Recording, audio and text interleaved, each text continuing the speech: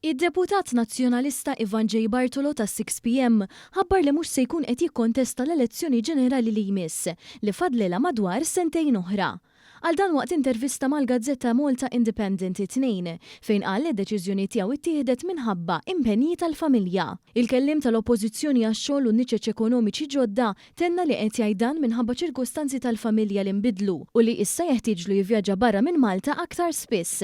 Il-vjaġġ politiku ta' Bartolo imur lura għal dawn l-aħħar 9 snin meta kien ikkontesta l-elezzjoni ġenerali għall-ewwel darba fl-2017 iżda ma ġabx biżżejjed voti. Madankollu u kiseb siġġu fil-Parlament f'Marzu tal-2020 permezz ta' elezzjoni każwali wara riżenja ta' Marta Sportelli. Però dan ma damx wisq kif l-istess sena ċeda postu fil-Parlament lil Bernard Grech fi żmien ta' indeċiżjoni min kellu jagħmel dan.